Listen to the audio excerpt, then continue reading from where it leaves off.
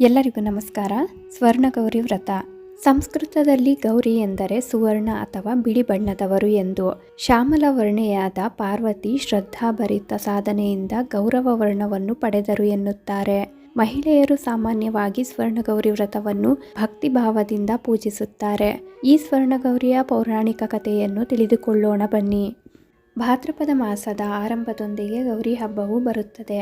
ಈ ಸಂದರ್ಭದಲ್ಲಿ ಮಳೆಯಿಂದ ನೆಂದ ಧರೆ ಬಸಿರಾಗಿ ಹಸಿರು ಬೆಳೆಯನ್ನು ಹೊರತರುತ್ತದೆ. ಹಾಗೆಂದೇ ಗೌರಿ ಪ್ರಕೃತಿ ಮಾತೆಯ ಸಂಕೇತ. ಆ ಕಾರಣ ಗೌರಿಗೆ ಹಸಿರು ಸೀರೆಯನ್ನುಡಿಸಿ ಸಂತಾನದಾತೆ ಎಂದು ಪೂಜಿಸುತ್ತಾರೆ. ಪುರಾಣ ಕಥೆಯ ಪ್ರಕಾರ ಗೌರಿಯ ಸಂತಾನ ಸುಬ್ರಹ್ಮಣ್ಯ ಮತ್ತು ಗಣಪತಿ.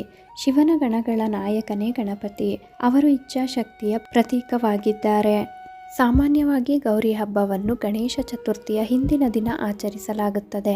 ಈ ಹಬ್ಬ ಗಣೇಶನ ತಾಯಿ ಎಂದು ಪೂಜಿಸಲ್ಪಡುವ ಗೌರಿ ಪಾರ್ವತಿ ದೇವಿಯ ಆಚರಣೆಯನ್ನು ಸಂಕೇತಿಸುತ್ತದೆ. ಇದನ್ನು ಸಾಮಾನ್ಯವಾಗಿ ವಿವಾಹಿತ ಮಹಿಳೆಯರು ಆಚರಿಸುತ್ತಾರೆ ಮತ್ತು ಇದು ಕರ್ನಾಟಕ ಮತ್ತು ತಮಿಳುನಾಡಿನಲ್ಲಿ ಮಹತ್ವದ ಹಬ್ಬವಾಗಿದೆ. ಇದನ್ನು ಉತ್ತರ ಭಾರತದ ಉತ್ತರ ಪ್ರದೇಶ, ಬಿಹಾರ, ಜಾರ್ಖಂಡ್, ರಾಜಸ್ಥಾನ, ಛತ್ತೀಸ್ಗಢ, ಮಹಾರಾಷ್ಟ್ರ ಮತ್ತು ಮಧ್ಯಪ್ರದೇಶಗಳಲ್ಲಿ ಹರ್ತಾಲಿಕಾ ಎಂದು ಕರೆಯಲಾಗುತ್ತದೆ. ಗಣೇಶನ ತಾಯಿ ಮತ್ತು ಶಿವನ ಪತ್ನಿ ಗೌರಿ ತನ್ನ ಭಕ್ತರಿಗೆ ಧೈರ್ಯ ಮತ್ತು ಶಕ್ತಿಯನ್ನು ದಯಪಾಲಿಸುವ ಸಾಮರ್ಥ್ಯಕ್ಕಾಗಿ ಭಾರತಾದ್ಯಂತ ಪೂಜಿಸಲ್ಪಡುತ್ತಾರೆ. ಗೌರಿ ಆದಿಶಕ್ತಿ, ಮಹಾಮಾಯನ ಅವತಾರ ಎಂಬ ನಂಬಿಕೆ ಇದೆ. ಗೌರಿ ಶಿವನ ಶಕ್ತಿ. ಯಾವುದೇ ವಿವಾಹಿತ ಮಹಿಳೆ ತನ್ನ ಹೆತ್ತವರ ಮನೆಗೆ ಬರುವಂತೆ ಭಾದ್ರಪದ ಮಾಸದ 3ನೇ ದಿನ ಅಥವಾ ತದಿಗೆಯ ದಿನ ಗೌರಿ ಮನೆಗೆ ಬರುತ್ತಾರೆ ಎಂದು ನಂಬಲಾಗಿದೆ. ಮರುದಿನ ಗೌರಿಯ ಪುತ್ರ ಗಣೇಶ ಕೈಲಾಸ ಪರ್ವತಕ್ಕೆ ವಾಪಸ್ ಕರೆದುಕೊಂಡು ಹೋಗುವಂತೆ ಬರುತ್ತಾರೆ ಎಂದು ಹೇಳಲಾಗುತ್ತದೆ. ದೇವಿಯನ್ನು ಸಮಾಧಾನಪಡಿಸುವ ಸಲುವಾಗಿ ಈ ಸಂದರ್ಭದಲ್ಲಿ ಸ್ವರ್ಣಗೌರಿ ವ್ರತವನ್ನು ನಡೆಸಲಾಗುತ್ತದೆ. ಗೌರಿ ವಸಂತ, ರಕ್ಷಣೆ, ಫಲವತ್ತತೆ, ಸುಗ್ಗಿ, ಸೌಂದರ್ಯ, ಹಾಸ್ಯ, ತಾರುಣ್ಯ ಮತ್ತು ಸಮಾನತೆಯ ಪ್ರತೀಕ. ಆಕೆಯ ಚಿಹ್ನೆಗಳು ಬಾಲ್ಸಮ್, ಚಿನ್ನದ ಬಣ್ಣದ ವಸ್ತುಗಳು, ಹಾಲು, ಕನ್ನಡಿ ಮತ್ತು ಸಿಂಹಗಳು. ಈ ಫಲವತ್ತಾದ ಹಿಂದೂ ದೇವಿಯ ವಸಂತಕಾಲದ ಯುವ ಸೌಂದರ್ಯ ಮತ್ತು ಮೃದುತ್ವವನ್ನು ನಮ್ಮ ಜೀವನದಲ್ಲಿ ವಿಸ್ತರಿಸುತ್ತದೆ. ಗೌರಿಯು ಮಾನವನ ಎಲ್ಲ ಅಗತ್ಯಗಳು ಮತ್ತು ಶುಭಾಶಯಗಳಿಗೆ ಸಹಾನುಭೂತಿಯ ಕಿವಿಯನ್ನು ಕೊಡುತ್ತಾರೆ. ಸ್ವರ್ಣಗೌರಿ ಪೂಜೆಯ ಹಿಂದಿನ ಕಥೆ, ಉದ್ದೇಶ ಮತ್ತು ಲಾಭಗಳು. ಕಲಾಕೃತಿಗಳಲ್ಲಿ ಗೌರಿಯನ್ನು ಸುಂದರ ಹೆಣ್ಣಿನಂತೆ ಚಿತ್ರಿಸಲಾಗಿದೆ. ಅವರು ಕ್ಷೀರ ಸಮುದ್ರದಿಂದ ಜನಿಸಿದ್ದು ಮತ್ತು ಅವರ ಹೆಸರು ಚಿನ್ನದವರು ಎಂದು ಅನುವಾದಿಸುತ್ತದೆ. ಇದು ಸೂರ್ಯನೊಂದಿಗಿನ ಸಂಪರ್ಕವನ್ನು ಸೂಚಿಸುತ್ತದೆ. ಉತ್ತಮ ಭತ್ತದ ಬೆಳೆ ಖಚಿತಪಡಿಸಿಕೊಳ್ಳಲು ಆಕೆಗೆ ಭತ್ತವನ್ನು ನೀಡಲಾಗುತ್ತದೆ. ಪಾರ್ವತಿ ದೇವಿಯ ಅಭಿವ್ಯಕ್ತಿಗಳಲ್ಲಿ ಗೌರಿ ದೇವತೆ ಒಂದು. ಅವರು ದೈವಿಕ ಶಕ್ತಿ, ತಾಯಿ ದೇವತೆ. ಅವರ ಪತಿ ಶಿವನಿಗೆ ಪರಿಪೂರ್ಣ ಹೆಂಡತಿ ಎಂದು ಪರಿಗಣಿಸಲಾಗಿದೆ. ಅವರು ಶುದ್ಧತೆ ಮತ್ತು ಕಠಿಣತೆಯ ಸ್ಪಷ್ಟ ನಿರೂಪಣೆ. ಅವರು ಶಿವನನ್ನು ಮದುವೆಯಾಗಲು ತೀವ್ರವಾದ ತಪಸ್ಸನ್ನು ಮಾಡಿದ ಕನ್ಯೆ ಗೌರಿ. ತನ್ನ ಹಿಂದಿನ ಉಗ್ರರೂಪ ಕಾಳಿ ದೇವತೆ. ಮುಕ್ತಾಯಗೊಂಡ ಬಳಿಕ ಕಪ್ಪು ಮೈಬಣ್ಣವನ್ನು ತೊಡೆದುಹಾಕಲು ಅವರು ತೀವ್ರವಾದ ತಪಸ್ಸನ್ನು ಆಚರಿಸುತ್ತಾರೆ.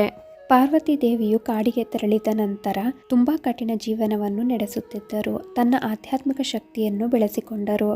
ಪಾರ್ವತಿಯು ತನ್ನ ದೈಹಿಕ ಸ್ವಭಾವದ ಪಾಂಡಿತ್ಯದ ಮೂಲಕ ಬ್ರಹ್ಮನ ಗಮನ ಸೆಳೆದರು ಮತ್ತು ಅವರಿಗೆ ಒಂದು ವರ ನೀಡಲು ನಿರ್ಧರಿಸಿದರು. ಈ ವೇಳೆ ಶಿವನು ತನ್ನನ್ನು ಪ್ರೀತಿಸುವಂತೆ ತನ್ನ ಕಪ್ಪಾದ ಚರ್ಮವನ್ನು ತೆಗೆಯಬೇಕೆಂದು ಪಾರ್ವತಿ ಕೇಳಿಕೊಂಡರು. ಬಳಿಕ ಬ್ರಹ್ಮನು ಕತ್ತಲೆಯನ್ನು ತೆಗೆದುಕೊಂಡು ಕಾಳಿದೇವಿಯನ್ನು ಸೃಷ್ಟಿಸಿದರು. ನಂತರ ಪಾರ್ವತಿಗೆ ಚಿನ್ನದ ಚರ್ಮ ಸಿಕ್ಕ ಬಳಿಕ ಅವರು ಗೌರಿ ದೇವಿಯಾದರು. ಅವರ ಚಿನ್ನದ ಬಣ್ಣದಿಂದಾಗಿ ಅವರು ಅಕ್ಕಿ ಮತ್ತು ಧಾನ್ಯದ ಸಂಕೇತವಾಗಿದ್ದಾರೆ. ಫಲವತ್ತತೆ ದೇವತೆಯ ಪಾತ್ರವನ್ನು ಗೌರಿ ವಹಿಸುತ್ತಾರೆ. ಗಣೇಶ ಚತುರ್ಥಿ ಹಬ್ಬದ ಸಂದರ್ಭದಲ್ಲಿ ಗೌರಿ ಪೂಜೆ ಒಂದು ಪ್ರಮುಖ ಆಚರಣೆಯಾಗಿದೆ. ವಿವಾಹಿತ ಮಹಿಳೆಯರು ಗೌರಿ ದೇವಿಯನ್ನು ಸಿಂಧೂರ ಅಥವಾ ಕುಂಕುಮದೊಂದಿಗೆ ತಮ್ಮ ಸೌಭಾಗ್ಯಕ್ಕಾಗಿ ಪ್ರಾರ್ಥಿಸುತ್ತಾರೆ. ಸದ್ಗುಣಶೀಲ ಗಂಡಂದಿರನ್ನು ಪಡೆಯುವ ಸಲುವಾಗಿ ಅವಿವಾಹಿತ ಯುವತಿಯರು ಗೌರಿಯನ್ನು ಪೂಜಿಸುತ್ತಾರೆ. ಗೌರಿ ಷೋಡಶೋಪಚಾರ. ಅಭಿಷೇಕ, ಸ್ನಾನ, ಗಂಧ, ಕುಂಕುಮ, ವಸ್ತ್ರ ಹೀಗೆ 16 ಬಗೆಯ ಉಪಚಾರಗಳನ್ನು ಮಂಟಪದಲ್ಲಿರುವ ಗೌರಿಗೆ ಮಾಡಲಾಗುತ್ತದೆ. ಇದೇ ಷೋಡಶೋಪಚಾರ. ಕೊನೆಗೆ ಸಿಹಿ ಖಾದ್ಯದ ನೈವೇದ್ಯದೊಂದಿಗೆ ಗೌರಿಯನ್ನು ಸಂತೃಪ್ತಿಗೊಳಿಸಲಾಗುತ್ತದೆ. ಪೂಜೆಗೂ ಮುನ್ನ ಗೌರಿಗಾಗಿ ನಿರ್ಮಿಸುವ ಮಂಟಪವು ಪ್ರಾಮುಖ್ಯತೆ ಪಡೆದಿದ್ದು ಕೆಲವು ವರ್ಷದ ನಂತರ ಅದ್ದೂರಿ ಹಬ್ಬವನ್ನಾಗಿ ಸ್ವರ್ಣಗೌರಿ ವ್ರತವನ್ನು ಆಚರಿಸುತ್ತಾರೆ. ಸ್ವರ್ಣಗೌರಿ ವ್ರತಾಚರಣೆ. ಗೌರಿ ತದಿಗೆ ಎಂದು ಬೆಳಗ್ಗೆ ಸ್ನಾನ ಮಾಡಿ ಹೊಸ ಬಟ್ಟೆ ತೊಟ್ಟು ರಂಗೋಲಿ ಬರೆದು ಪೂಜೆಗೆ ಅಣಿಯಾಗಿ ಅರಿಶಿಣದಿಂದ ಮಾಡಿದ ಅಥವಾ ಮಾರುಕಟ್ಟೆಯಿಂದ ತಂದ ಗೌರಿ ವಿಗ್ರಹವನ್ನು ಪೂಜಾ ಕೊಠಡಿಯಲ್ಲಿ ಪ್ರತಿಷ್ಠಾಪಿಸಿ ನಂತರ ಗೆಜ್ಜೆ ವಸ್ತ್ರಗಳಿಂದ ಗೌರಿಯನ್ನು ಅಲಂಕರಿಸಿ ಮಂಟಪ ಅಲಂಕಾರಗಳು ಅವರವರ ಅನುಕೂಲಕ್ಕೆ ಬಿಟ್ಟಿತು. ಯಾವ ಅಲಂಕಾರವಿಲ್ಲದಿದ್ದರೂ ಭಕ್ತಿಯಿಂದ ಪೂಜಿಸಿದರೂ ಸಾಕು. ಕಲಶ ರಂಗೋಲಿ. ತಾಮ್ರ ಅಥವಾ ಬೆಳ್ಳಿ ತಂಬಿಗೆಯಲ್ಲಿ ನೀರು ತುಂಬಿಸಿ ಅದಕ್ಕೆ ಅರಿಶಿನ ಕುಂಕುಮ ಹಚ್ಚಿ ಅಕ್ಷತೆ ನಾಣ್ಯಗಳನ್ನು ಹಾಕಿ ನಂತರ ಕಲಶದ ಮೇಲ್ಭಾಗದಲ್ಲಿ ವೀಳ್ಯದೆಲೆ ಇಟ್ಟು ಅದರ ಮೇಲೆ ಅರಿಶಿನ ಕುಂಕುಮವನ್ನು ಹಚ್ಚಬೇಕು.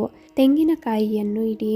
ನಂತರ ಬರೆದ ರಂಗೋಲಿಯ ಮೇಲೆ ತಟ್ಟೆಯೊಂದನ್ನು ಇಟ್ಟು ಅದರ ಮೇಲೆ ಅಕ್ಕಿ ಸುರಿದು ಅದರ ಮೇಲೆ ಕಲಶವನ್ನಿಡಬೇಕು. ಗೌರಿ ಪೂಜೆ. ಕೆಲವರು ಈ ದಿನ ಉಪವಾಸ ಇದ್ದು ವ್ರತಾಚರಣೆ ಮಾಡುತ್ತಾರೆ. ಗೌರಿ ಪೂಜೆಗೂ ಮುನ್ನ ವಿಘ್ನ ವಿನಾಶಕ ಗಣೇಶನ ಪೂಜೆ, ನಂತರ ಗೌರಿ ಅಷ್ಟೋತ್ತರ ಅಥವಾ ಗೌರಿಯನ್ನು ಸ್ತುತಿಸುವ ಯಾವುದೇ ಶ್ಲೋಕ ಭಜನೆಯೊಂದಿಗೆ ಭಕ್ತಿಯಿಂದ ವ್ರತಾಚರಿಸಬೇಕು. ಈ ಸಂದರ್ಭದಲ್ಲಿ 16 ಸುತ್ತಿನ ಪವಿತ್ರ ದಾರವನ್ನು ಪೂಜಿಸಿ ದೇವಿ ಗೌರಿಯ ಆಶೀರ್ವಾದ ಎಂಬಂತೆ ಅದನ್ನು ಕೈಗೆ ಕಟ್ಟಿಕೊಳ್ಳಲಾಗುತ್ತದೆ. ಇದಕ್ಕೆ ಗೌರಿ ದಾರ ಎಂಬ ಹೆಸರು.